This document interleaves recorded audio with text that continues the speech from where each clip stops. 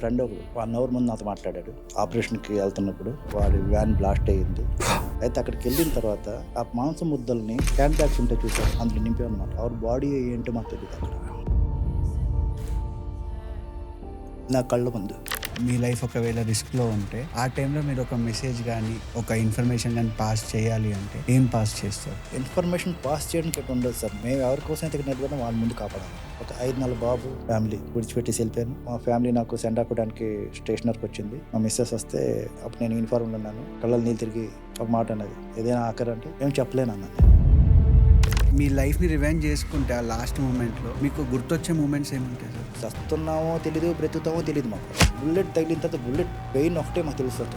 ఏ bullet మీద ఎవరి పేరు రాసిందో మాకు తెలియదు. అక్కడ ఆర్మీ యూనిఫామ్ వేసుకున్నప్పుడు మీ ఫీలింగ్ ఎలా ఉంటుంది సార్? 110 crores అందులో నేను నాకు ఆర్మీ యూనిఫార్మ్ వేసుకున్నట్టు నా ఫీలింగ్స్ ఎలా ఉంటుంది. ఇండియన్ ఆర్మీలో ఒకటే మాట అంటారు, ఆర్మీ మీద తబ్బి జవానే బుడా హోగా తబ్బి జవాన్ అంటారంట. అంటే సోల్జర్ ఇస్ సోల్జర్.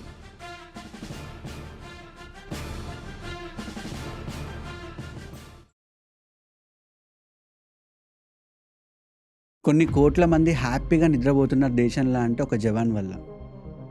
కానీ జవాన్ పడే స్ట్రగుల్స్, వాళ్ళ ఫ్యామిలీ పడే బాధలు ఎవ్వరికీ తెలీదు. ఈ పాడ్కాస్ట్లో వాటి గురించి డిస్కస్ చేద్దామని మిమ్మల్ని ఇన్వైట్ చేశాను.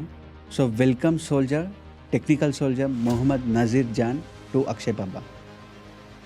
Thank you very much sir.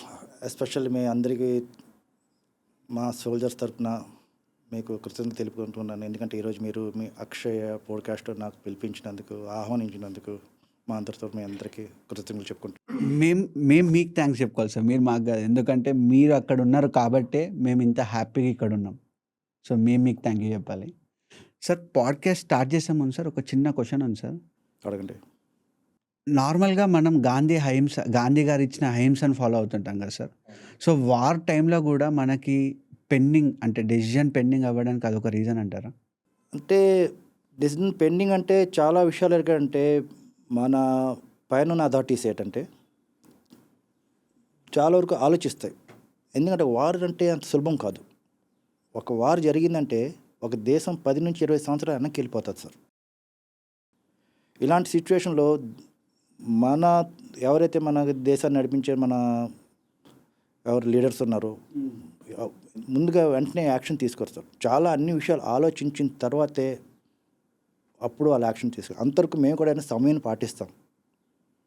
మాకు ఆర్డర్స్ దొరికిన తర్వాతే మేము మూవ్ అవుతాం. కాకపోతే ఏంటంటే మేము ఆ సమయానికి బార్డర్లోకి వెళ్ళి బార్డర్లో మా బార్డర్ని కాపాడుకుంటే అక్కడ మేము టెస్ట్ వేసి కూర్చుంటాం, ఆర్డర్స్ కోసం ఎదురు చూస్తుంటాం. ఎప్పుడైతే మాకు ఇలాగ ఆర్డర్స్ వస్తే అప్పుడు మేము యాక్షన్లోకి వస్తాం సార్. ఎందుకంటే ఎవరు కూడాను వార్ చేయాలని ఆలోచించారు సార్. దానివల్ల ఎంత నష్టం ప్రతి వాళ్ళు తెలుసు. ఆ నష్టం మళ్ళీ పూడ్చుకోవాలంటే మళ్ళీ ఎన్ని కష్టాలు పడాలి సార్, మళ్ళీ ఎంత డెవలప్మెంట్ చేయాలా, ఇవన్నీ విషయాలు ఆలోచించుకొని అంటే దేశ నేతలే కాదు, మా సైన్యాధిపతులు కూడా కూర్చుంటారు, వాళ్ళు కూడా కూర్చుంటారు. వాళ్ళందరూ కూర్చొని ఒక కంక్లూజన్కి వచ్చిన తర్వాత అప్పుడు మాకు ఆర్డర్స్ వస్తాయి. అందరికి మాకు ఆర్డర్స్ ఎట్టి రావు. ఒక వార్ స్టార్ట్ చేసినప్పుడు సార్ అంటే మీకు అప్రూవల్ రావాలి కదా, ఆ అప్రూవల్ టైంలో డెసిజన్ ఎలా తీసుకుంటారు సార్? ఇప్పుడు వార్ స్టార్ట్ చేయాలి అని చెప్పి ఆ డిసిజన్ ఎలా తీసుకోవాలంటే సార్, అది ముందే చెప్పాను కదా, మా సైన్యాధిపతులతో మా దేశాధినేతలు కూర్చొని వాళ్ళు మాట్లాడిన తర్వాత వాళ్ళు కంక్లూజన్కి వచ్చిన తర్వాత వాళ్ళు ఏంటి కంక్లూజన్కి వచ్చారని అప్పుడు ఆర్డర్స్ పాస్ చేస్తారు.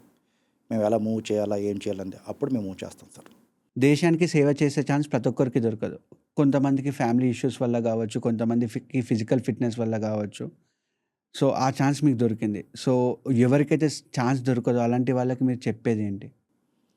దేశానికి సేవ చేయాలంటే ఆర్మీ జాయిన్ అవ్వాలనే నేను అనట్లేదు సార్. ఆర్మీలో కాకుండా మీరు దేశం చాలామంది సేవ చేస్తున్నారు. టీచర్ వాళ్ళు పాఠాలు చెప్పి దేశాన్ని సేవ చేస్తున్నారు. డాక్టర్లు వైద్యం చేసి దేశాన్ని సేవ చేస్తున్నారు. ఇంజనీర్స్ పెద్ద పెద్ద కట్టడాలు కట్టి మన దేశాన్ని సేవ చేస్తున్నారు. ఇలాగ అన్ని రకాలు ఎంతోమంది ఉన్నారు, వాళ్ళు కూడా దేశం సేవ చేస్తున్నారు కదా. ఒక ఆర్మీ అంటే ఒక యూనిఫార్మ్ వేసుకున్నాం, వెపన్స్ తీసుకున్నాం, బార్డర్ని ఉన్నాం, మన ప్రజలను కాపాడుకుని బార్డర్ నుంచి మేము రక్షించుకుంటున్నాం. అదే దేశం సేవ కాదు సార్. దేశ సేవ కూడా, ఇది కూడా దేశ సేవలోనే వస్తుంది. కాబట్టి అవకాశం అంటే ఒకటి దొరికిన అవకాశాన్ని ఉపయోగించడం చాలా మంచిది అంటాను నేను. ఇప్పుడు నేను ఆర్మీలోకి వెళ్ళడానికి కారణం ఏంటంటే మా నాన్నగారు, ఆయన ఆర్మీలో సర్వీస్ చేశారు 30 సంవత్సరాలు. కాకపోతే ఆయన ఓ మీ ఫాదర్ కూడా ఆర్మీయా సార్? ఆర్మీ. ఓ అయితే ఆయన 30 సంవత్సరాలు చేశారు. కానీ ఆయన ఆర్మీలో ఉన్నప్పుడు ఎప్పుడూను ఆయన వేసే యూనిఫార్మ్ చూసిన తర్వాత ఈ మెడల్స్ నా ఒంటి మీద అంటే నా ఛాతీ మీద కూడా ఉండాలని అప్పుడు అనుకునేవాడిని నేను. అనుకున్న తర్వాత ఆ టైంలో ఏంటంటే ఇప్పుడంటే ఐటీ ఫీల్డ్స్ అన్ని బాగా డెవలప్మెంట్, అందరికీ జాబ్స్, ప్రైవేట్ సెక్టర్లో జాబ్స్ బాగా పెరిగాయి. అప్పుడు మాకేటు ఉండేది సార్, ఎవరు గ్రాడ్యుయేట్ చేసిన లేకపోతే పోస్ట్ గ్రాడ్యుయేట్ చేసిన వాళ్ళకి జాబ్స్ తప్ప అప్పుడంత జాబ్స్ ఎవరికి అన్ఎంప్లాయ్మెంట్ అప్పుడు చాలా ఎక్కువ ఉండేది. అది ఒకటి అన్ఎంప్లాయ్మెంట్. ఇంకోటి డిఫెన్స్ సర్వీస్ వెళ్ళాలంటే అందులో కావాల్సిన రెండేనండి, వాటి ఎడ్యుకేషన్ కావాలా, ఫిజికల్ ఫిట్నెస్ కావాలా. వాటి కోసం నేను ట్రై చేశాను. ఫిజికల్ ఫిట్నెస్ కానీ క్లియర్ చేశాను, ఎడ్యుకేషన్ క్లియర్ అన్నీ చేశాను, ఆర్మీ జాయిన్ అయ్యాను. ఆ విధంగా ఎవరైనా చెయ్యాలి అనుకుంటే మాత్రం సాధించగలరు సార్. సార్ ఒక సిచ్యువేషన్ సార్, ఇప్పుడు మన సోల్జర్ పాకిస్తాన్ వాళ్ళ చేతిలో ఉన్నాడు, పాకిస్తాన్ సోల్జర్ మన చేతిలో ఉన్నాడు. అలాంటి టైంలో ఒకవేళ ఇన్ కేస్ మీరు ఆ సిచ్యువేషన్లో ఉంటే దాన్ని ఎలా డీల్ చేస్తారు? సోల్జర్ అంటే ఎనిమిది దేశం సోల్జరే సార్, మన దేశం సోల్జరే సార్. ఫస్ట్ సోల్జర్ గారికి రెస్పెక్ట్ ఇస్తాం సార్ మేమైతే మాత్రం, మన ఇండియన్ సోల్జర్స్ అయితే మాత్రం. ఇంతవరకు మేము ఎవరితో కూడాను వాళ్ళ సోల్జర్స్ మేము మా కస్టడీలో ఉన్నప్పుడు వాళ్ళతో మేము ఎప్పుడూను రాంగ్ బిహేవింగ్ ఎప్పుడు ఎవరితో చేయలేదు. ఎప్పుడు వాళ్ళు ఇంజూరీ అయినా సరే వాళ్ళు ట్రీట్మెంట్ చేయించాము. ఒకేసారి వారిలో డెత్ అయిపోయిన సరే వాళ్ళ క్రిమినేషన్ కూడా మేము సర్వ లాంఛనాలతో చేసాం. ఎప్పుడు మేము వాళ్ళతో బిహేవ్ చేయలేదు సార్. ఒక ఎనిమిలాగా ఎప్పుడు బిహేవ్ చేయాలి అంటే వాళ్ళకి సోల్జర్గా రెస్పెక్ట్ ఇచ్చాం మేము ఇప్పటి వరకును. ఆ విధంగా మేము ఎప్పుడు అలా చేయలేదు, అలా చేయాలనిపించేది కూడా సార్. ఎందుకంటే ఒక సోల్జర్గా మేము రెస్పెక్ట్ ఇచ్చాం సార్. కమాండర్ అభినందన్ గారు పాకిస్తాన్లో వాళ్ళకి చిక్కినప్పుడు సార్ చిత్రహింసలు పెట్టారు కదా, అలాంటి టైంలో కూడా వాళ్ళ సోల్జర్స్ మన దగ్గర ఉంటే ఏం చేయాలనిపించలేదా సార్? మాకు ఒకటి సార్, మేము ఒకటే ఆలోచిస్తాం, హ్యూమానిటీ, మానవత్వంగా ఆలోచిస్తాం. మీరేదో మాకు చేశారని మేము వెళ్ళి ఇంకో నేను చేసేస్తాం, చేయం కదా సార్. మేము ఎప్పుడు సరే మానవత్వంతో ఆలోచించాం సార్.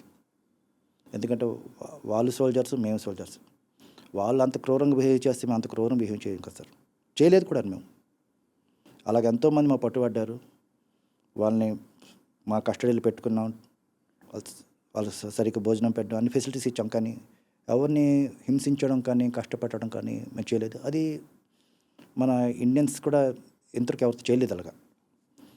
అలా బంగ్లాదేశ్ వార్ టైంలో కూడా అంటే నేను చదివింది ఆ టైంలో నాకు తెలిసినంతవరకు ఒక 1500-1700 సోల్జర్స్ పట్టుబడినప్పుడు కూడాను వాళ్ళని సర్వ లాంఛనాలతో విడుదల చేయడం జరిగింది. కానీ ఎవరిని చిత్రహింస చేయడం కూడా జరగలేదని నేను చదివి ఉన్నాను నేను. ఓకే. టెర్రరిస్ట్ దొరికితే? టెర్రరిస్ట్ సోల్జర్కి చాలా తేడా ఉంది సార్. సోల్జర్ అంటే కాపాడేవాడు, రక్షకుడు. టెర్రరిస్ట్ అంటే భయాన్ని పుట్టించేవాడు, భయపెట్టేవాడు. అంతకన్నా ఇంకేం చెప్పాలి సార్. అంటే అప్పుడు కూడా అలాగే మానవత్వం వస్తుందా? అప్పుడు ఎందుకు వస్తుంది సార్? అప్పుడు ఎందుకు వస్తుంది? వాళ్ళు వచ్చారు, ఒక ఇంటెన్షన్తో వచ్చారు, చంపాలని ఇంటెన్షన్ వచ్చినప్పుడు మమ్మల్ని మేము కాపాడుకోవాలి, మన ప్రజలు మనం కాపాడుకున్నప్పుడు మేము అలాంటప్పుడు వాళ్ళు మానవత్వం ఎందుకు చూపిస్తాం సార్? అటాక్స్లో కసాబ్ని ఎందుకు సార్ జైల్లో కూర్చోబెట్టారు మరి? ఇప్పుడు ఆ అటాక్లో ఒక్కడి మంది దొరికాడు ప్రాణాలతో. ఆ ఒక్కవాడిని పెట్టుకొని ఒక శత్రు దేశం, పరాయి దేశం మా మీద ఈ విధంగా చేసిందని ప్రపంచాన్ని తెలియజేయడం కోసం పెట్టింది సార్ ఆయనకి. అంతేకాని ఆయనకి ఏదో కూర్చోబెట్టి రాజ మర్యాదలు చేయడం, లేకపోతే రాజ లాంఛనాలు ఇవ్వడం చేయలేదు. ఆ ప్రపంచ తెలియగా ఆయనకి పెట్టారు. ఆ తర్వాత కొన్ని సంవత్సరాల తర్వాత ఇంట్రాగేషన్ అయితే అయిన తర్వాత ఆయనకు ఉరి శిక్ష చేయడం జరిగింది. అంత అయిపోయింది అదంతా. అంతేకాని ఎవరు మేము కావాలి కూర్చోబెట్టి రాజమర్యాదలు చేయడం ఎవరికి ఇష్టం ఉండదు సార్. ఇప్పుడు మీరు వచ్చి మా మీద అటాక్ చేసి మా వాళ్ళని చంపితే మేము రాజమర్యాదలు చేస్తాం చెప్పండి, ఎందుకు చేస్తాం సార్? కాకపోతే ఇదంతా ఇంటర్నేషనల్కి సంబంధించిన విషయం కాబట్టి, ఒక పొరుగు దేశం మనది చేసింది కాబట్టి అన్ని చూపించడానికి కోసం పెట్టాం. అదే మన ఇండియాలో చేస్తే వాళ్ళకి మన చట్టాలు ఉన్నాయి, మన లా అండ్ ఆర్డర్స్ ఉన్నాయి, పోలీసులు పట్టుకుంటారు, దాని తర్వాత న్యాయాధీశం ప్రవేశపెడతారు, న్యాయం ఏదో విధంగా శిక్షిస్తే అంత అయిపోద్ది. కానీ ఇక్కడ జరిగింది ఏంటిది? ఇంటర్నేషనల్ సంబంధించిన మ్యాటర్ ఇది. అందుకే పెట్టాల్సి వచ్చింది, అది ఎవిడెన్స్ కోసం. సార్ ఇంతకుముందు మీరు చెప్పినప్పుడు హ్యూమానిటీ అని చెప్పి అన్నారు కదా సార్, మన దేశంలో మానవత్వం ఎలా ఉందంటే సార్, మనిషి కన్నా వాల్యూ మనీకి ఇస్తారు. రిలేషన్స్ వచ్చేసరికి ఎప్పుడు వాడుకుంటామంటే మనకేమన్నా అవసరం ఉంటే అప్పుడు రిలేషన్స్ గుర్తొస్తాయి. అలాంటి హ్యుమానిటీ ఉంది. సో, బార్డర్‌లో మీకు హ్యుమానిటీ ఎలా ఉంటుంది? అంటే సిట్యుయేషన్స్ అలా తయారయ్యాయి సార్. సిట్యుయేషన్స్ బట్టి మనిషి మారిపోతున్నాడు. అంతేకాని మనిషి కావాలని మారట్లేదు. ఆ సిట్యుయేషన్ మనిషిని అలా మారుస్తున్నాయి. బార్డర్‌లో సార్ అక్కడ చాలా డిఫరెంట్. అక్కడేంటంటే అక్కడ ఒక పేర్లే తెలుసు మాకు. అరే నాతో పాటు రామనారాయణ ఉన్నాడు, సుఖ్విందర్ సింగ్ ఉన్నాడు, జార్జ్ ఉన్నాడు, రఫీక్ ఉన్నాడు. పేర్లే తెలుసు. కానీ అక్కడ మతాలు లేవు, కులాలు లేవు, వర్గాలు లేవు, జాతులు ఏవి లేవు. కానీ అందరం ఒకటే అక్కడ. అక్కడ మేము ఉన్నోళ్ళే. మాకు మేమే అన్నదమ్ములు, మాకు మేమే పేరెంట్స్, మాకు మేమే రిలేషన్స్ అక్కడ. ఎవరున్నట్టు వాళ్ళే ఉన్నారు. ఎవరు మా బాధలు చెప్పుకుంటే వాళ్ళే ఉన్నారు.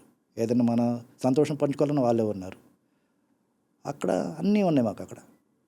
ఒక హైపోథెటికల్ సిట్యుయేషన్ అనుకోండి.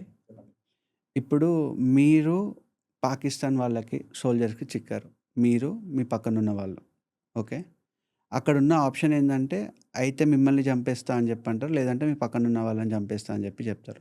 అలాంటి సిట్యుయేషన్‌లో ఫస్ట్ మీ ప్రాణం కోల్పోవడానికి రెడీగా ఉంటారా? లేదంటే పక్కనోళ్ళ ప్రాణం పోవాలనుకుంటారా? అలాంటి సిట్యుయేషన్ అయితే ఇంతవరకు మాకు రాలేదు. అంటే ఇలాంటి సినారియోస్ చాలా సినిమాలలో చూపిస్తారు సార్. సినిమాల్లో చూపిస్తే వేరే సార్ చాలా వరకును. ఉంటుంది కొన్నిసార్లు. అంటే వాళ్ళు తిట్టడం గిట్టడం అవుతారు. కానీ మేము సమయాన్ని పాటిస్తాం. నేను తిట్టుకున్నా తిట్టుకోరా భయ్ నువ్వు అని ఒక చెవితో వినేసి ఒక చెవిలో వేస్తాం. ఎందుకంటే అక్కడ మేము చాలా పేషెన్స్గా ఉండాలి సార్. చాలా పేషెన్స్. ఎంత పేషెన్స్ ఉండాలంటే వాళ్ళు ఫ్యామిలీని కానీ ఫ్యామిలీ సంగతి వేరే వదిలేయండి సార్. దేశాన్ని గురించి తిరిగితే మాత్రం మాకు ఎలాగంటే బ్లడ్ బాయిల్ అవుతుంటుంది సార్ అక్కడ. అది బాయిల్ కూడా ఎలాగంటే డబుల్ స్పీడ్లో బాయిల్ అవుతుంది అనమాట. ఎక్కడ నరాలు తెగిపోతాయి అన్నట్టు దీనికి అవుతుంటుంది. కానీ అలాంటప్పుడు కూడా మేము చాలా చాలా పేషెన్స్గా ఉండి ఆడు తిట్టిన తిట్లు ఏమైనానండి ఈ చేతి ఉంటాం ఆ చేతితో తెస్తాం. అంటే సోల్జర్స్ వరకు నేను చాలా వెళ్ళలేదు కానీ ఆపరేషన్స్ ఉన్నప్పుడు మాత్రం చాలా వరకు ఈ టెర్రరిస్ట్ మాటలు ఎక్కువ విన్నాను కాబట్టి అవి నేను విన్నాను వాళ్ళ మాటలు. విని వాళ్ళు ఏ విధంగా మాట్లాడారంటే ఆ విధంగా చాలా అసభ్యంకరంగా మాట్లాడేవాళ్ళు. అయినా సరే వాటిని మేము పట్టించుకుని వదిలేస్తాను. తిట్టుకోరపోయి నువ్వు ఎంత తిట్టుకుంటావు తిట్టుకొని అని ఏం చేసుకుంటే చేసుకుని నువ్వు తిట్టినంత మాత్రాన మాకేం ఊరికిపోతే మా దేశానికి నష్టం రాదు.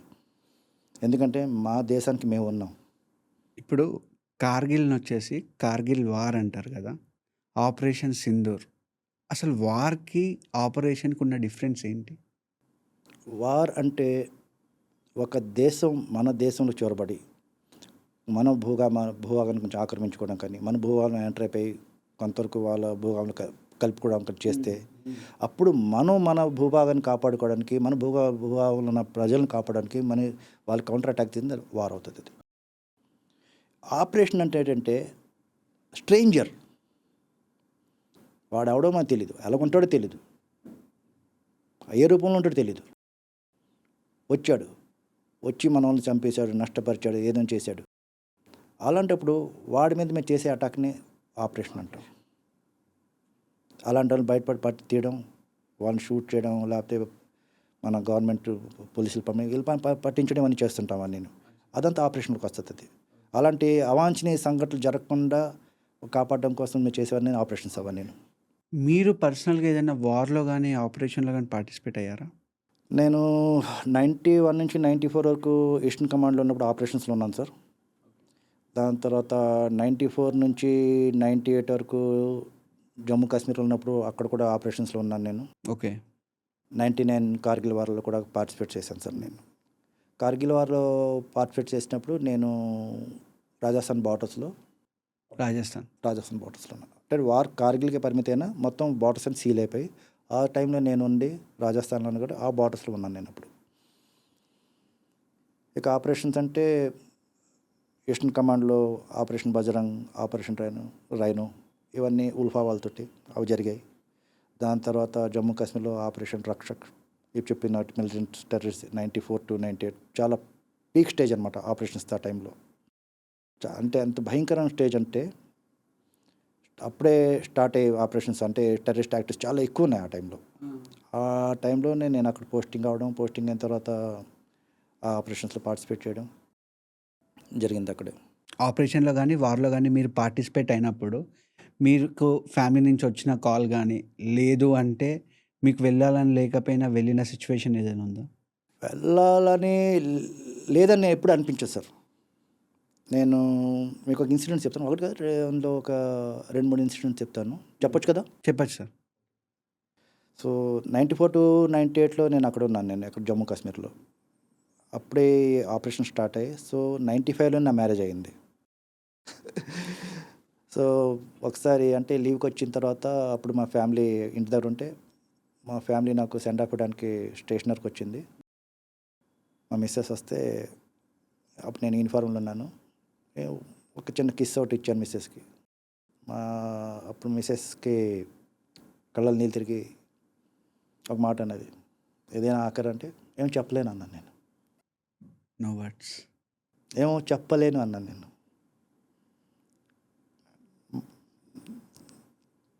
కళ్ళు నీళ్ళు తుడుచుకుని ముఖం తిప్పుకుని వెళ్ళిపోయింది.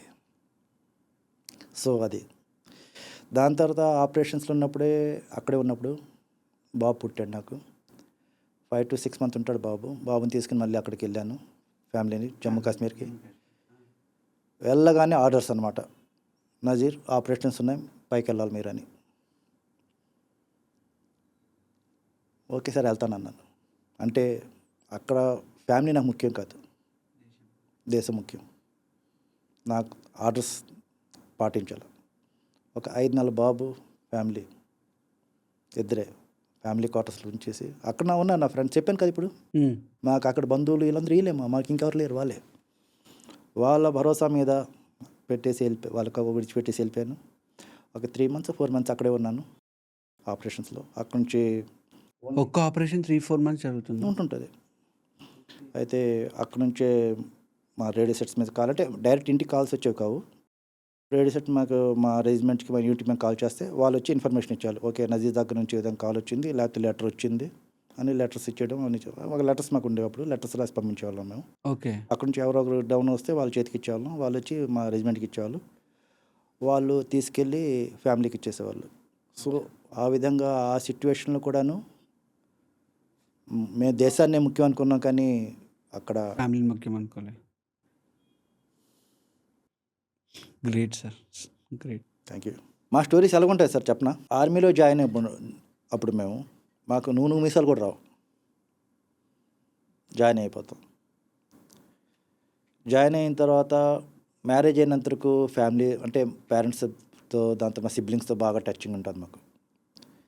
ఇక మ్యారేజ్ అయిపోయింది. మ్యారేజ్ అయిన తర్వాత ఫ్యామిలీని తీసుకెళ్ళిపోతాం. పిల్లలు పుడతారు, వాళ్ళ చదువులు, వాళ్ళ ఎడ్యుకేషన్, ఇవన్నీ వాళ్ళతో పాటు వాళ్ళ లైఫ్ అయిపోద్ది. మళ్ళీ వాళ్ళవన్నీ చదువులేదు, వాళ్ళ జాబ్స్ ఇవన్నీ వేసి మేము రిటైర్ అవుతాం టైప్కి. ఆ రిటైర్ అయ్యేసరికి ఏంటంటే వాళ్ళని పట్టుకెళ్ళి మేము పెట్టుకునేసరికి ఇక్కడ మా పేరెంట్స్ కానీ సిబ్లింగ్స్ కానీ అందరూ మా ఫ్రెండ్స్ మాకు దూరం అయిపోతారు. జరుగుతుంది అది ఇప్పుడు సిచ్యువేషన్. ఎందుకంటే మా లైఫ్ అంతా సాక్రిఫైస్ అయిపోయింది మాది. సార్ మీరు ఆపరేషన్లో ఉన్నప్పుడు యూజ్ చేసిన హెవీయెస్ట్ వెపన్ ఏంటి సార్? యాక్చువల్గా సార్ నేను టెక్నికల్ సోల్జర్ని, అంటే సపోర్టింగ్ ఆర్మీ అనమాట మాది ఆర్మీకి.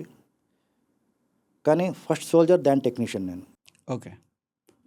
మాకేంటంటే ముందుగా మాకు ట్రైనింగ్ అయినప్పుడు బేసిక్ ట్రైనింగ్లో సోల్జర్ ట్రైనింగ్ ఉంటుంది మాకు. ఆ సోల్జర్ ట్రైనింగ్లో మొత్తం వెపన్స్ ఆపరేషన్ చేయడం నేర్పిస్తారు మాకు. ఓకే.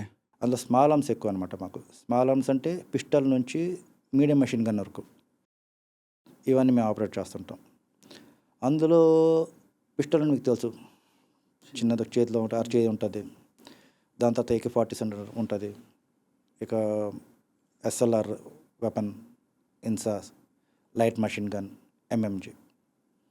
MMG వెయిట్ 11 నుంచి 16 kg వరకు ఉంటుంది సార్. 11 నుంచి 16 kg. మొత్తం చైన్ బెల్ట్ ఉంటుంది బుల్లెట్స్ అన్న లోపల.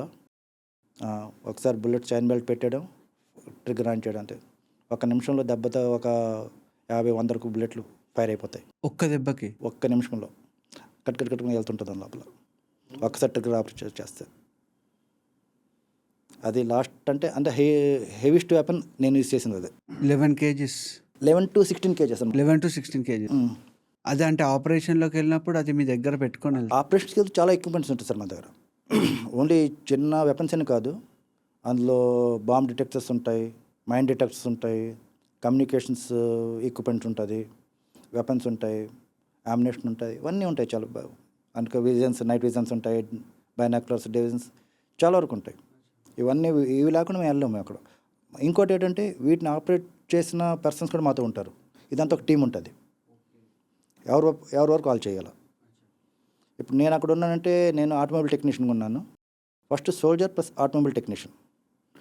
అక్కడ ఆపరేషన్ ఉన్నప్పుడు నా సోల్జర్ డ్యూటీ నేను చేయాలా, అది చేస్తుండి మా ఆటోమొబైల్స్ లేని ప్రాబ్లమ్స్ వస్తాయి, మా వెహికల్స్ ప్రాబ్లమ్స్ వాటిని కూడా రిపేర్ అండ్ టేక్ వర్క్ చేయడం కూడా నా పని అనమాట. అక్కడ ఈ 2 డ్యూటీలు నేను చేయాలి అక్కడ. ఆర్మీలో మేజర్‌గా డైవర్సెస్, సూసైడ్స్ గూడా అవుతాయంట గదా! ఎలోన్‌గా ఫీల్ అయ్యి. సూసైడ్స్ అంటే చాలా తక్కువ కేసు సార్. చాలా రేర్. ఎందుకంటే సూసైడ్స్ ఆర్మీ పర్సన్ అంత త్వరగా ఎవడు సూసైడ్‌కి డిసిజన్ తీసుకోడు సార్. ఎందుకంటే చాలా వరకు ఆర్మీ పర్సన్ ఏంటంటే సిట్యుయేషన్ తోటి తలబడ్డానికి రెడీగా ఉంటాడు, కానీ వెంటనే హ్యాండ్స్ డౌన్ అవ్వడు ఎప్పుడూను. ఎలాంటి సిచ్యువేషన్ అయినా సరే. కానీ డైవర్స్ రేట్ డైవర్స్ అంటే ఇప్పుడు చెప్పాను కదా సార్, నేను ఫ్యామిలీకి అందరు దూరం అయిపోతున్నారు. ఎవరున్నారని చెప్పండి. ఇప్పుడు నేను ఎక్కడో పుట్టాను, ఎక్కడో పెరిగాను, ఆర్మీ జాయిన్ అయ్యాను, ఆంధ్రప్రదేశ్ మాది, తెలంగాణలో సెటిల్ అయ్యాను పిల్లలతోటి. ఎవరున్నారు చెప్పండి ఇప్పుడు? ఫ్యామిలీ కౌన్సిలింగ్స్ ఏమి ఉండవా సార్ ఆర్మీలో ఉన్నప్పుడు? ఉంటాయి ఫ్యామిలీ కౌన్సిలింగ్స్, కానీ ఇప్పుడు ఎలాగుంటాయంటే సార్ ఫ్యామిలీ కౌన్సిలింగ్స్ కొన్ని సిచ్యువేషన్స్లో మేము ఫ్యామిలీ పెట్టవచ్చు, కొన్ని సిచ్యువేషన్ ఫ్యామిలీకి దూరంగా ఉంటాం. మేము ఫీల్డ్ ఏరియాలో ఉన్నాం, ఫ్యామిలీస్తో దూరంగా ఉంటాం.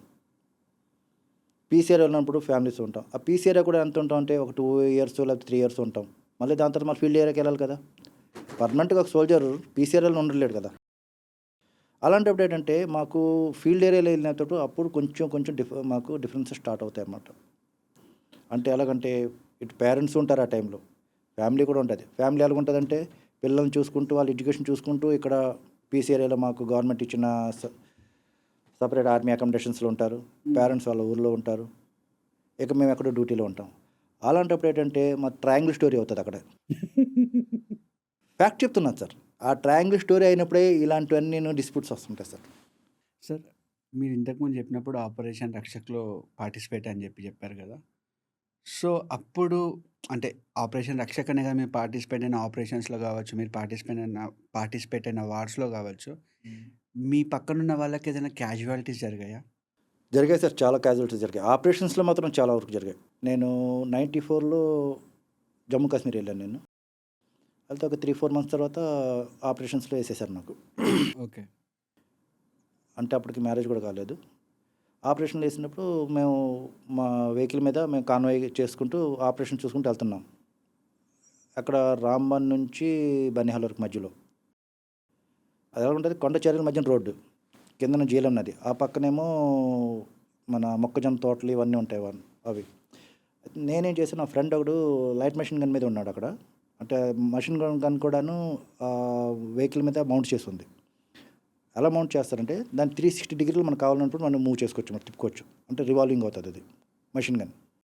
మా ఫ్రెండ్కి ఏమన్నానంటే, అరే కొంచెం వెనక్కి వచ్చి నా వెపన్ తీసుకొని నేను ముందుకెళ్తానన్నాను. నేను ముందుకెళ్ళి వెపన్ తీసుకొని నిలబడి జమ్మూ కాశ్మీర్ ఫస్ట్ టైం పచ్చని కొండలు, పక్కన జేలం నది చూడడం చాలా బ్యూటిఫుల్.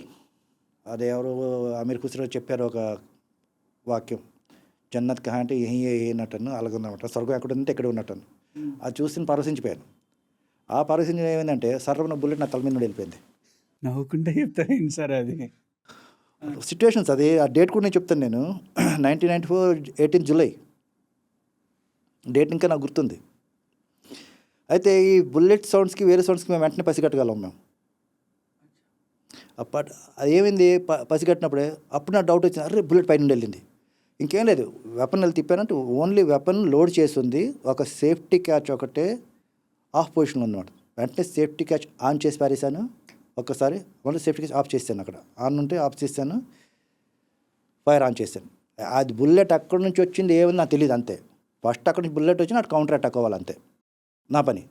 అది ఇవ్వగానేకి మిగతా మా వెపన్స్ పట్టుకుని మిగతా వెహికల్స్ ఉన్నారు, వాళ్ళు ఏం చేశారు, వెంటనే మా టైల్ బోర్డ్స్ మేము మూసుంచామాట. వెహికల్ టైల్ బోర్డు అంటే వెనక్కి బోర్డు ఉంటుంది, మన ఇది వెహికల్కి లారీ వెళ్ళింది, దాని వెనక నుంచి ఒక తలుపులాగా ఉంటుంది కదా, దాని టైల్ బోర్డ్ అంటారు. అది ఎప్పుడు డౌన్ ఉంటుంది, మరి టైల్ బోర్డ్స్ అది ఎప్పుడు డౌన్ ఉంటుంది. వెంటనే మా వాళ్ళు ఏం చేసి దాని మీద జంప్ చేశారు, వాళ్ళ వెపన్స్ తీసుకొని. అంటే ఇక్కడ జరిగిపోయింది, ఫైర్ చేసేసాడు నజీర్ అనగానే. అప్పటికి ఫైర్ స్టార్ట్ అయిపోయింది అటు నుండి ఇటు నుండి కూడా.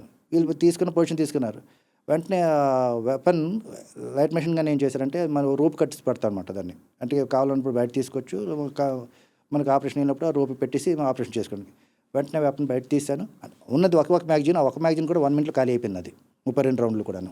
32 రౌండ్స్ అంటే 3200 బుల్లెట్ల. 32 రౌండ్స్ ఒక మ్యాగజైన్కి. అందులో 32 బుల్లెట్స్ వస్తాయి. 1 నిమిషం కూడా పట్టలేదు, ఖాళీ అయిపోయింది. ఇప్పుడు ఎవరి దగ్గర అయితే మ్యాగజైన్స్ ఉన్నాడు వాడి కింద ఉన్నాడు, నేను ఖాళీ వితౌట్ మ్యాగజైన్స్ వెపన్ పట్టుకుని పైన ఉన్నాను. నేను ఏం చేస్తాను, వెంటనే వెపన్ బయట తీసి వాడు పిలిపించి వాడు పడుకుని ఉన్నాడు రోడ్డు మీద, విసిరిసాను, క్యాచ్ అన్నాను. అంత ఒకటే మాట. ఆడ పడుకొని కూడా వెపన్ క్యాచ్ చేశాడు. నేను కూడా జంప్ చేశాను, వెహికల్ వెళ్ళి చేసి నా వెపన్ నేను తీసుకున్నాను. నేను తీసుకున్న ఫైర్. ఆ ఆపరేషన్ నాకు తెలిసిన ఉదయం 11 గంటలు సాయంత్రం 4 గంటలు నడిచింది. 11 to 4. ఈ మధ్యన యువతల నుంచి కాన్వాయ్ స్టాప్, అవతల నుండి కాన్వాయ్ స్టాప్. అంటే శ్రీనగర్ నుంచి జమ్మూ వచ్చే కాన్వాయ్ కూడా ఆగిపోయింది, జమ్మూ నుండి శ్రీనగర్ వెళ్ళే కాన్వాయ్ కూడా ఆగిపోయింది. ఎందుకంటే కమ్యూనికేషన్ చెప్పేశారు, ఇక్కడ ఆపరేషన్ జరుగుతుంది, నో మూమెంట్ అని. మరి ఈ సినిమాలలో కానీ నార్మల్గా ఇది ఆపరేషన్ యూరి కన్నా ముందు, సర్జికల్ స్ట్రైక్ కన్నా ముందు అటాక్ జరిగింది కదా. ఉన్నాయి సార్ ఆపరేషన్. ఇవన్నీ చెప్పాను కదా, ఈ ఆపరేషన్స్ అన్నీ ఏంటంటే ఇది కూమింగ్ అంటారు సార్. ఇవి దీనికోసం ఇన్ఫర్మేషన్ ఉంటుంది అనమాట మాకు. దీని గురించి మా ఇంటెలిజెన్స్ డిపార్ట్మెంట్స్ ఉంటాయి అక్కడ ఉన్నవి. అందులో అంటే ఇప్పుడు ఇవన్నీ చెప్పకూడదు, కానీ అక్కడ మాకు ఇంటెలిజెన్స్ డిపార్ట్మెంట్స్, మా ఇన్ఫార్మర్స్ ఉంటారు అక్కడ. వాళ్ళు మాకు ఇన్ఫర్మ్ ఇస్తుంటారు, ఇక్కడ ఈ విధంగా యాక్టివిటీస్ అవుతున్నాయి, జాగ్రత్తగా ఉండండి, జాగ్రత్తగా అవుతున్నాయి, మీరు చూడండి, అన్నోన్ పర్సన్స్ ఎక్కడ ఉన్నారు, స్ట్రేంజర్స్ ఉన్నారు అంటే అప్పుడు మేము కూమింగ్కి వెళ్తాం అనమాట. కూమింగ్ అంటే ఏరి పారేయడం అంటారు. అలాంటప్పుడు అదని జరిగేదంతా నైట్ టైంలో జరుగుతుంది, డే టైంలో జరగదు అంతా.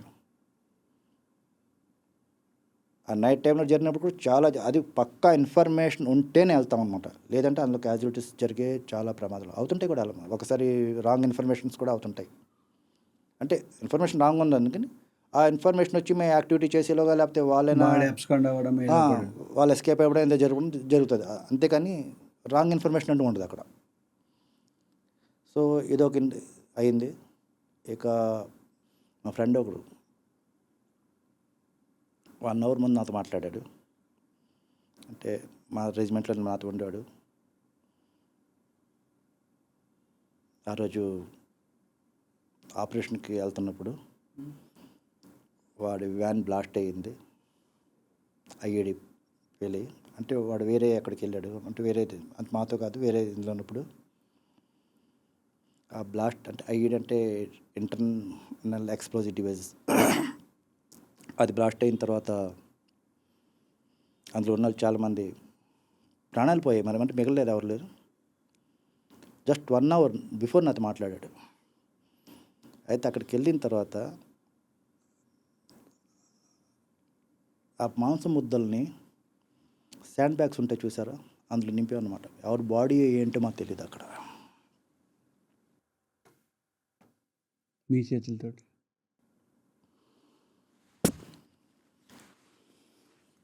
నా కళ్ళ ముందు 1 hour బిఫోర్ మాట్లాడారు.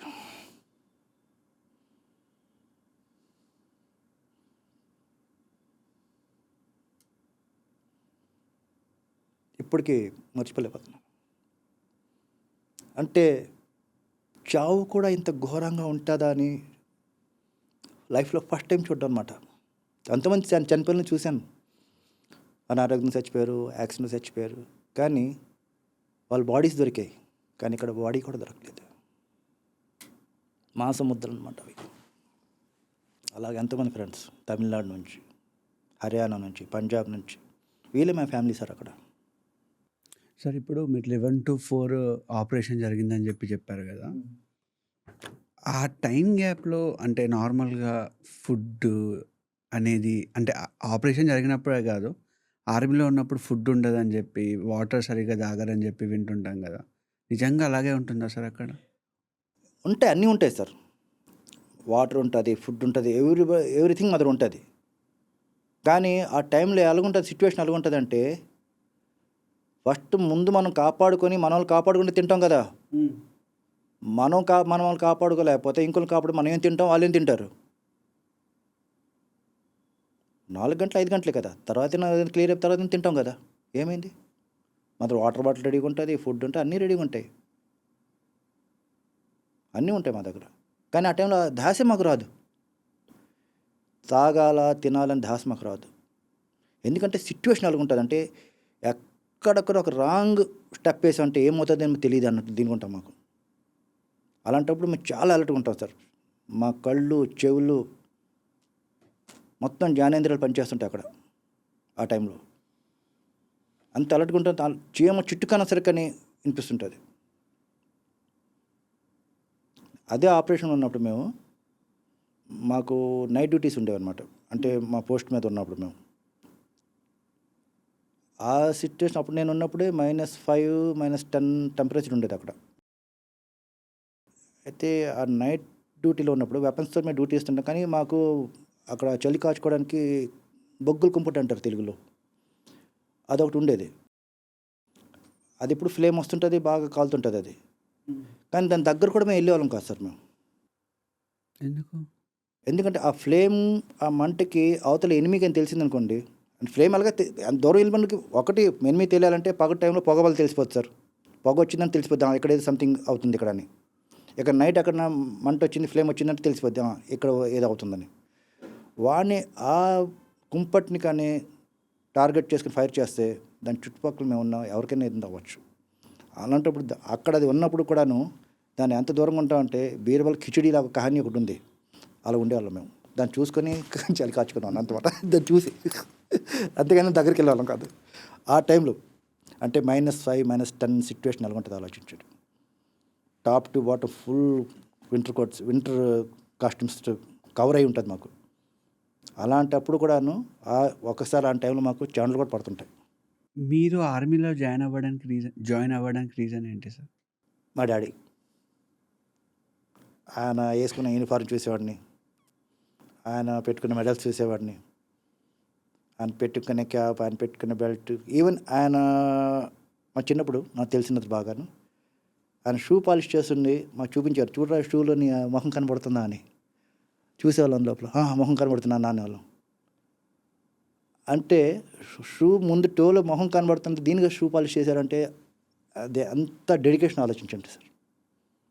ఆ యూనిఫార్మ్ వేసుకోవడం కానీ, ఆ మెడల్స్ కానీ అన్నీ అప్పుడే అనుకున్నాను ఇలాంటి మెడల్స్ కూడా మనమే అలాగ వస్తాయో అని. కాకపోతే ట్రై చేశాను, అవకాశం దేవుడు ఇచ్చాడు నాకు, సాధించాను. ఈరోజు ఇదే నా ఆస్తి.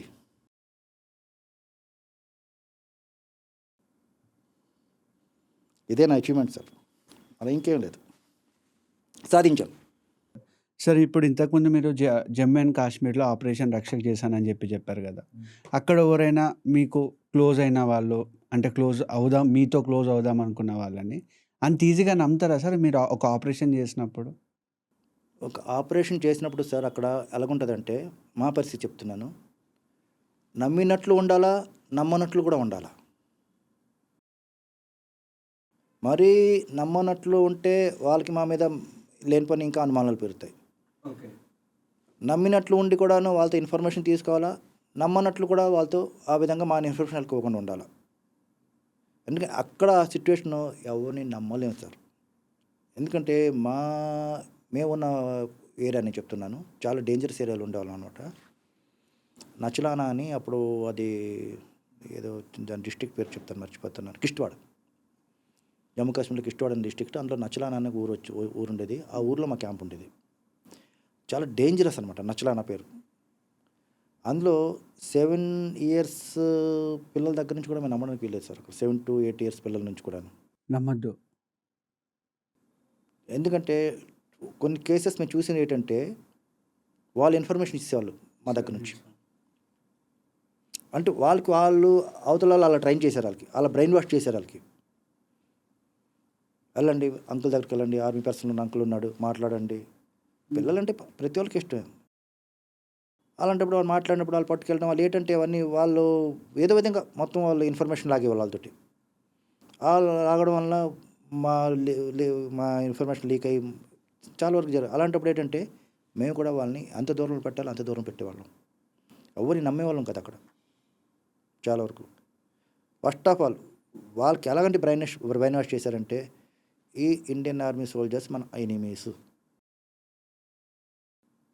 వీళ్ళు మన శత్రువులు, మీ వాళ్ళని చంపేశారు, వాళ్ళని చంపేశారు, వీళ్ళని చంపారు, మీరు వాళ్ళ మీద పగ తీర్చుకోవాలా, ఆ విధంగా వాళ్ళని ట్రైన్ చేసి పారేస్తారు. అప్పుడు అలాంటప్పుడు ఏం చేస్తాం సార్? ఆ టైంలో పీక్ స్టేజ్లో ఉన్నప్పుడు, అంటే ఇప్పుడంటే దాని తర్వాత కూడా ఒక 10 ఇయర్స్ తర్వాత, అంటే 98 10 ఇయర్స్ తర్వాత కొంచెం సిచ్యువేషన్ మారిన తర్వాత మేము రియలైజేషన్స్ కోర్స్ చేయించి వాళ్ళకి మెడికల్ ట్రీట్మెంట్స్ ఇచ్చి, వాళ్ళ ఎడ్యుకేషన్స్ ఇచ్చి అలా చేసి మళ్ళీ వాళ్ళందరూ మెల్లిమెల్లిగా ప్రజల్లో లాగాము మేము. అంటే చాలా టైం పట్టింది దానికి. అంత టైం పట్టడానికి కూడా అక్కడ ఆర్మీ చాలా కష్టపడ్డది. ఇటు టెర్రరిస్టులతో ఫైట్ చేస్తూ ఉండి, అటు పబ్లిక్ని కన్విన్స్ చేసుకుంటూ ఉండి, ఎన్ని లేనిపోయిన అవమానాలు ఏంటంటో భరాయించేవన్నీ చేసి మెల్లిమెల్లికి లాగి ఇప్పుడు వాళ్ళు మా ఫేవర్లో ఉన్నారు. ఇప్పుడు అక్కడ పబ్లిక్ ఇప్పుడు దానికి ఇన్సిడెంట్ ఏంటంటే మొన్న జరిగిన పహల్గామ్ అటాక్. వాళ్ళు ఏమన్నారంటే పబ్లిక్ వచ్చి, ఇది మేము చేసింది కాదు, మేము చేయాలని, ఎందుకంటే మాకు మీ టూరిస్ట్ వలన మాకు కడుపు నిండుతుంది, మా ఇల్లు గడుస్తున్నాయి, మేము ఎందుకు చేస్తామని చెప్పారు వాళ్ళు. ఒక సోల్జర్ లైఫ్, ఒక సోల్జర్ డే సర్వీస్‌లో ఉన్నప్పుడు ఎలా ఉంటుంది? సోల్జర్ లైఫ్ ఎలా చెప్పమంటారు? చెప్పడానికి మాటలు లేవు. ఆ లైఫ్ డిఫరెంట్. అంటే ఒక కామన్ పీపుల్గా ఒక మనిషికి వెళ్ళి ఆ సోల్జర్ లైఫ్లో ఉండి, సోల్జర్ నుంచి మొత్తం రిటైర్ వేసి ఒక జెంటిల్మెన్గా బయటకు వస్తాడు. ఆయన వెళ్ళేటప్పుడు వేరే విధంగా ఉంటాడు, వచ్చేటప్పుడు చాలా మార్పులు వచ్చేస్తాయి. ఆయన నడవడికలో కానీ, మాట్లాడడం కానీ, ఆయన డ్రెస్సింగ్లో కానీ, బిహేవియర్లో కానీ, ప్రతి దాంట్లో కూడాను డిఫరెంట్ కనిపిస్తుంది. ఆ డిఫరెంట్ రావాలంటే నేను చెప్పేది ఒకటి, మన గవర్నమెంట్ ఏ గవర్నమెంట్ ఉందో ప్రతి పౌరుడికి 3 సంవత్సరాలు ఆర్మీ సర్వీస్ చేయాలని రూల్ పెట్టేయాలి. అలా చాలా కంట్రీస్‌లో ఉంది గూడా. అలా చేస్తే మన దేశం ఆటోమేటిక్గా 80% మారిపోతుంది. ఆటోమేటిక్ మిమ్మల్ని చెప్పవలసిన లేదు, నువ్వు అలాగెళ్ళు ఆటోమేటిక్ పబ్లిక్లో అవేర్నెస్ వచ్చేస్తుంది ఆటోమేటిక్గా. ఇంకోటి ఏంటంటే ఇండియన్ ఆర్మీ ఏంటంటే multi talent sir. Multi talent. నేను ఆర్మీ జాయిన్ చేశాను. ఆర్మీ సోల్జర్గా 22 ఇయర్స్ సర్వీస్ చేసి వచ్చాను. రిటైర్ అయిన తర్వాత ఇండియన్ రైల్వేస్లో ప్రైవేట్ సెక్టార్లో సర్వీస్ ఇంజనీర్గా, అంటే ఒక యుఎస్ఏ కంపెనీ రైల్ గ్రైండింగ్ మెషిన్లో నాకు సర్వీస్ ఇంజనీర్గా, లీడ్ ఆపరేటర్గా జాబ్ వచ్చింది. అది చేస్తుండగానే అది కాంట్రాక్ట్ అవ్వగానే మళ్ళీ నాకు యూకే మ్యారిటైమ్ సెక్యూరిటీ కంపెనీలో మ్యారిన్ సెక్యూరిటీ టీమ్ లీడర్గా నాకు మళ్ళీ ఆఫర్ వచ్చింది. అది అయింది, కరోనా అయిపోయింది. కరోనా తర్వాత మళ్ళీ నాకు ఇక్కడ హైదరాబాద్ ఎల్ఎన్టీలో, ఇక్కడ మెట్రోలో కూడా నాకు సేమ్ సర్వీస్ ఇంజనీర్గా జాబ్ ఇచ్చారు నాకు. ఇది చేస్తుండగా నాకు సౌదీ అరబ్ రైల్వేస్లో పనిచేసే నాకు ఆఫర్ వచ్చింది. అక్కడ సౌదీ అరబ్ రైల్వేలో జాబ్ చేశాను, అక్కడ రియాద్ మెట్రోలో జాబ్ చేశాను. ఇవన్నీ దేని వల్ల వచ్చేసారు? ఇండియన్ ఆర్మీ వల్ల. ఎందుకంటే ఇండియన్ ఆర్మీకి ఇన్ని అవకాశాలు ఇస్తుంది, మీలో టాలెంట్ని బయట తీసి మీరు ఏదైనా చేయగలరని. ఒక సోల్జర్గా నేను ఇవన్నీ సాధించి, ఇవన్నీ మేము ముందు చెప్తున్నాను. నేను ఒక ఇండియన్ ఆర్మీ సోల్జర్ని ఈ విధంగా ఎప్పుడు చూడకండి. ఎలాగంటే ఆర్మీ నుంచి బయటకు వచ్చాడు ఒక సెక్యూరిటీ, లేకపోతే ఒక వాచ్మ్యాన్, ఒక గేట్ కీపర్ అలా చూడకండి. టాలెంటెడ్ పర్సన్ మీరు అట్ని యూటిలైజ్ చేసుకుంటే చాలా అద్భుతాలు చేసి చూపగలడు. ఎందుకంటే ఇండియన్ ఆర్మీ సోల్జర్ ఒక వెపన్ నుంచి ట్యాంక్ వరకు మొత్తం విడదీసి ఫిట్ చేసి పారేస్తాడు. వెపన్ నుంచి ట్యాంక్ వరకు, చిన్న వెపన్ నుంచి ట్యాంక్ వరకు ప్రతి సోల్జర్. అంటే ఆ విధంగా ట్రైనింగ్ ఉన్న సోల్జర్స్ అందరూ, అంటే సోల్జర్స్ అలాంటి వాళ్ళు చాలామంది ఉన్నారు.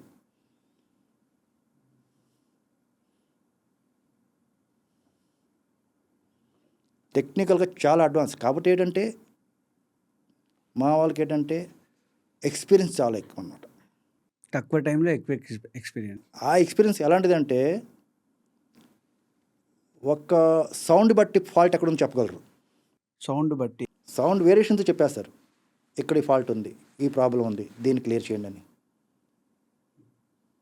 అవును సార్, చాలామంది మా వాళ్ళు ఇప్పుడు అశోక్ లైలాండ్లో ఉన్నారు, దాని తర్వాత మారుతి కంపెనీలో ఉన్నారు, టాటాలో ఉన్నారు, పెద్ద పెద్ద ఫ్యాక్టరీస్లో ఉన్నారు మా వాళ్ళు చాలా వరకు. మంచి డెసిగ్నేషన్. మంచి డిజిగ్నేషన్ ఉన్నారు, చాలామంది ఉన్నారు అలాంటి చాలామంది ఉన్నారు. బయటకు వచ్చిన తర్వాత మీరు ఆ విధంగా చూడకండి. అంటే వాడు ఆర్మీ నుంచి వచ్చాడు, ఒక గన్నే నడపడం వచ్చు, బాటమ్ నిలబడి లేదు.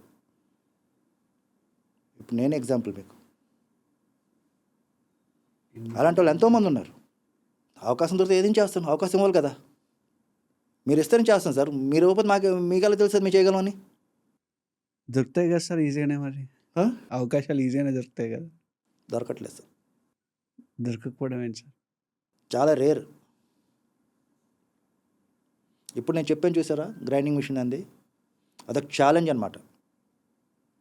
మా కంపెనీ ఢిల్లీలో కంపెనీ ఛాలెంజ్లో తీసుకుంది ఎక్కడ, రైల్వే గవర్నమెంట్ నుంచి. ఈ మిషన్ మేము నడుగుతామనండి. ఎలా నడుపుతారంటే, మీరు చేసుకుంటే ఆ మిషన్కి ఫస్ట్ రిక్రూట్మెంట్ అయిన వాళ్ళందరూ కూడా మేము army persons, ex army persons మేమందరం. మా ప్రాజెక్ట్ మేనేజర్ దగ్గర లాస్ట్ పర్సన్ కూడా మా టీం మొత్తం. అలాంటి మిషన్లు మొత్తం 2 మా ఇంట్లో, మా ఇక్కడ మన దేశంలో వచ్చాయి, ఇండియాలో. ఒక నార్త్ సెక్టార్లో, సౌత్ సెక్టార్లో. అంత టఫా సార్ ఆ మిషన్ నడపడం? ఏం మిషన్ సార్ అది? రైల్ గ్రైండింగ్ మిషన్ అని.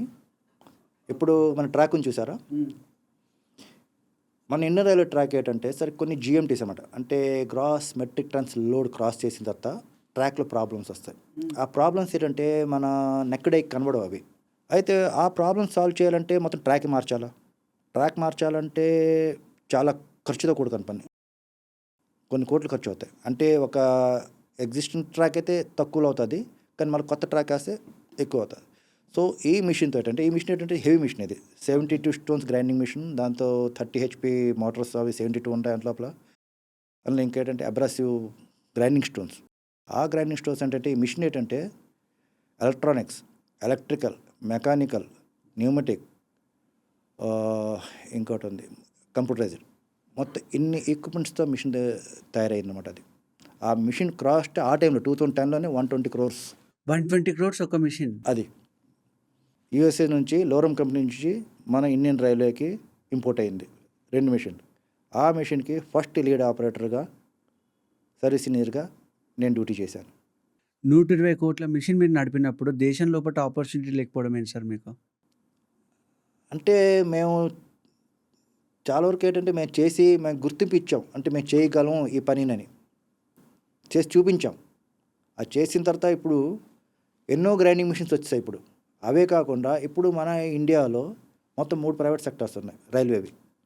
ప్లాజర్ ఒకటి ఉంది, హార్స్కో ఉంది, లోరమ్ ఉంది, ఇంకా వేరే ఇంకేదో కంపెనీ పేరు గుర్తున్నట్లేదు, చాలా కంపెనీస్ వచ్చాయి. ఇందులో కూడా ఏంటంటే వీళ్ళు చూస్తుంది ఏంటంటే, మాకు బీటెక్ చదివిన వాళ్ళు, డిప్లొమా చదివిన వాళ్ళు కావాలి. కానీ పరిస్థితి ఇక్కడ ఎలాగుందంటే, మాకు బీటెక్ లేదు, మా డిప్లొమా లేదు, కానీ మేము చేసిందంటే మాది ఎక్స్పీరియన్స్, మా ఆర్మీలో చేసిన ఎక్స్పీరియన్స్ అదంతా. ఆ ఎక్స్పీరియన్స్ అంటే వీళ్ళకన్నా మేము టాప్ పొజిషన్లో ఉన్నాం. మేము అక్కడ వీళ్ళకి వెళ్ళి మేము క్లాసులు చెప్పేవాళ్ళం, అక్కడ వీళ్ళకి నేర్పించే వాళ్ళం మేము. ఈరోజు ఇప్పుడు మిగతా మిషన్స్ ఇప్పుడు వచ్చారంటే వీళ్ళందరూ మా వాళ్ళు వచ్చిన వాళ్ళు. వీళ్ళందరికీ మేము గైడ్స్గా ఉన్నాం.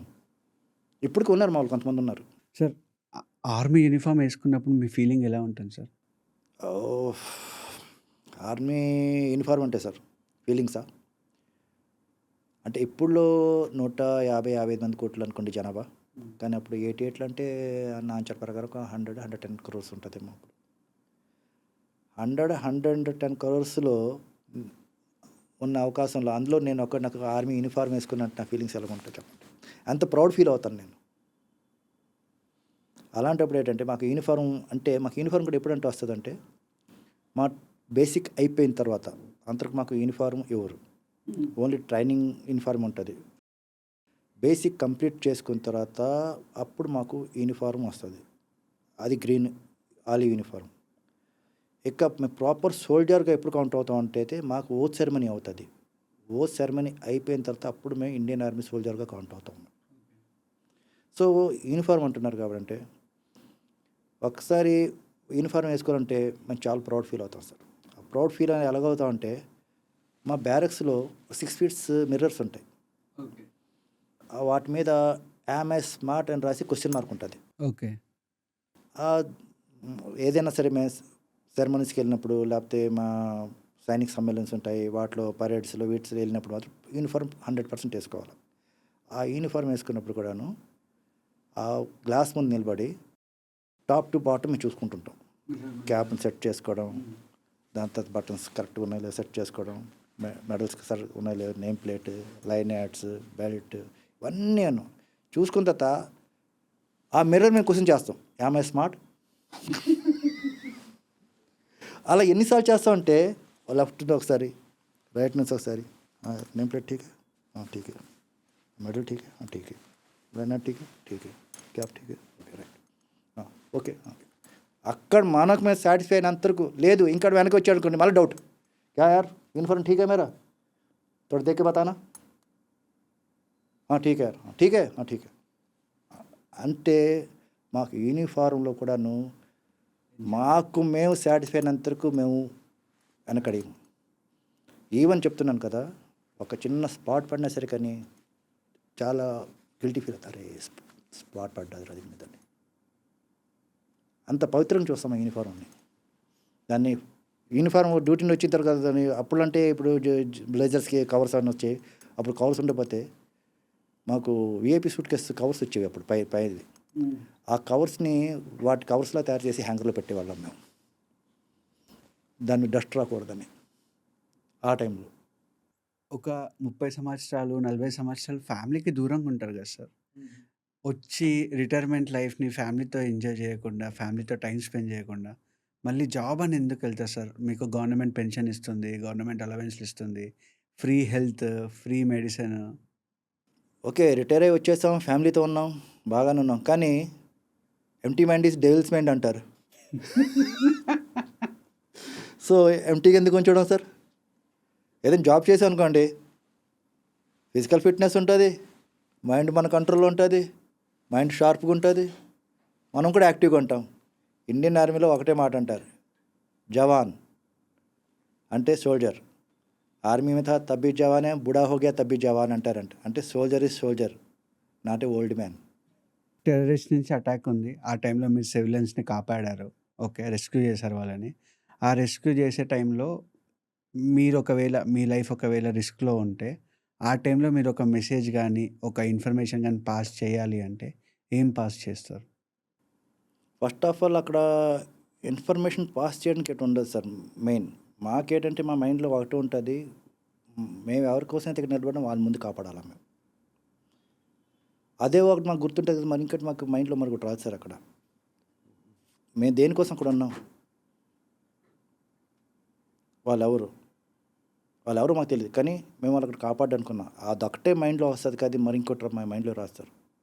లాస్ట్ అంటే ఊపిరిపోయినంత కూడాను మా ప్రయత్నం అదే ఉంటుంది, వాళ్ళు కాపాడాలని ఉంటుంది. అదే చేస్తాం మేము అక్కడ. వాళ్ళకి ఏదో అని అక్కడి నుంచి ఎస్కేప్ చేయడం, వాళ్ళు ఎలాగో ప్రొటెక్ట్ చేయడం, ఏదో ఒకటి చేస్తాం. మీ లైఫ్‌ని రివైండ్ చేసుకుంటే ఆ లాస్ట్ మూమెంట్‌లో మీకు గుర్తొచ్చే మూమెంట్స్ ఏముంటాయి సార్? అంటే ఇప్పుడు చస్తున్నామో తెలీదు, బ్రతుకుతామో తెలీదు మాకు. అంటే ఒక అటాక్ అయింది, ఒక బుల్లెట్ తగిలిన సంథింగ్, కానీ అక్కడ పరిస్థితి ఎలాగుంటుందంటే మాకు మిగతా మాకు ఏటి గుర్తురావు. అక్కడ ఒక బుల్లెట్ తగిలిన తర్వాత బుల్లెట్ పెయిన్ ఒకటే మాకు తెలుస్తుంటుంది. ఆ బుల్లెట్ పెయిన్ తెలుస్తున్నప్పుడు కొన్నిసార్లు ఏంటంటే వెపన్స్లో కూడా కొన్ని స్మాల్ ఆర్మ్స్ వెపన్స్ గురించి చెప్పాను కదా సార్, వాటి తాలూకా ఎఫెక్ట్ కూడా కొంచెం తక్కువ ఉంటుంది, కొంచెం ఎక్కువ ఉంటుంది అనమాట. అందులో తక్కువ ఉన్న వెపన్స్ ఉన్నప్పుడు మేము టాలరేట్ చేసుకుంటాం, కానీ ఎక్కువ ఉన్న వెపన్స్ ఉన్నప్పుడు మాత్రం అది టాలరేట్ కష్టమైనప్పుడు మాత్రం మా మైండ్లో ఒకటే ఉంటుంది. ఫస్ట్ ఆఫ్ ఆల్ ఇప్పుడు ఇంకా అయిపోతుందంటే మనకి ఇంకేం గుర్తురాదు. ఇంకా వీళ్ళని ఏ విధంగా వీళ్ళని ఇక్కడ సర్వే చేయాలి, ఎలా కాపాడాలి, నేను ఎలా ప్రొటెక్ట్ చేయాలా మాకు తెలుసు. ఎందుకంటే నేను చెప్పాను కొన్ని సిస్టమ్, మీకు ఇంతకుముందు చెప్పాను, ఇలాగ అయ్యింది అలాగని, అంటే తెలియదు అనమాట. ఆ టైంలో ఎప్పుడు ఎలాగవుతుంది మాకు తెలియదు, ఎలాగొస్తుంది మాకు తెలియదు, చావండి ఇటు నుంచి వస్తే మాకు తెలియదు, ఏ బుల్లెట్ మీద ఎవరి పేరు రాసిందో మాకు తెలియదు అక్కడ. ఎందుకంటే ఆ సిచ్యువేషన్ మేము చూస్తున్నాం కాబట్టి. అలాంటప్పుడు ఏంటంటే మాకు వాటి గురించి మేము ఆలోచించండి, మాకు మా లైఫ్లో మరి రివైండింగ్ ఏటు ఉంది, పాస్ట్ ఏటు ఉంది, ప్రజెంట్ ఏటు, ఫ్యూచర్ మాకు అదంతా అనవసరం. మాకు అక్కడ అసలు రాదు మైండ్లో ఆ టైంకి, అస్సలు రాదు. ఒక్కవేళ అంత సిచ్యువేషన్లో ఉన్నప్పుడు కూడాను ఒకటే ఆలోచిస్తాం, ఏంటంటే మనం పోతున్న సంగతి వేరే, కానీ మన వాళ్ళు సేఫ్గా ఉన్నారు లేదని ఆలోచిస్తాం సార్. ఇలా ఎన్నోసార్లు అయింది కూడాను. అలాంటి అయినప్పుడు కూడాను మా వాళ్ళు ఏం చేశారంటే చాలామంది అవుతున్న సిచ్యువేషన్ కూడాను వాళ్ళు లాస్ట్ మూమెంట్లో ఫైర్ చేయడం కానీ ఉంటే ఒకరు, లేదంటే ఏదో ఒక సిగ్నల్ ఇచ్చేసి మాత్రం వాళ్ళు వాళ్ళ లైఫ్ని సాక్రిఫైస్ చేసేస్తారు. ఇండియా గురించి చెప్పాలంటే ఏం చెప్తారు? ఒకటే మాట సార్, గురజాడ అప్పారావు గురించి తెలుసా మీకు? దేశం అంటే మట్టి కాదు, దేశం అంటే మనుషులు అన్నారు. అది గుర్తుపెట్టుకుని చాలు సార్. అది మన భారతదేశం. మన భారతదేశంలో ఉన్నంత కల్చర్, సెక్యులర్ ఇంకే దేశంలో లేదు సార్. ఎంత హ్యాపీ ఉంటుందో తెలుసు అంటే అన్ని రంగులు మనవే సార్. ఇక్కడ ఎన్ని రంగులు ఉన్నాయి. ఒక సాంగ్ ఉంది రంగులే అని. అలాగే మన మొత్తం ఇండియా మొత్తం రంగులు ఉన్నాయి సార్. ఇన్ని రంగులున్న కంట్రీ ఏదైనా ఉందా చెప్పండి. బయటికి వెళ్ళండి, హైదరాబాద్లో సలాం కొడతారు, నమస్తే అన్న అంటారు, ప్రైజ్ అలాడ్ అంటారు, అరే సశ్రీ అకాల్ తూసి గ్రేట్ హో. ఇంకో కంట్రీకి వెళ్ళి అడగండి, ఆడు గుడ్ మార్నింగ్ గుడ్ నైట్ తప్ప ఇంకేం చెప్తాడా? ఇక్కడ ఎన్ని ఉన్నాయి సార్. మన దేశం కానీ మించిన దేశం మనకి ఇట్లేదు సార్. మేరా భారత్ మహాన్. Sir thank you sir, thanks a lot. అంటే అసలు బార్డర్లో జరిగే స్టోరీస్ దగ్గర నుంచి మీ పర్సనల్ లైఫ్లో ఒక ఆర్మీ నుంచి బయటికి వచ్చాక ఏం చేశారనేది పాయింట్స్ అన్ని చాలా డీటెయిల్గా చెప్పారు. Thanks a lot for your time. జై హింద్. Thank you very much sir.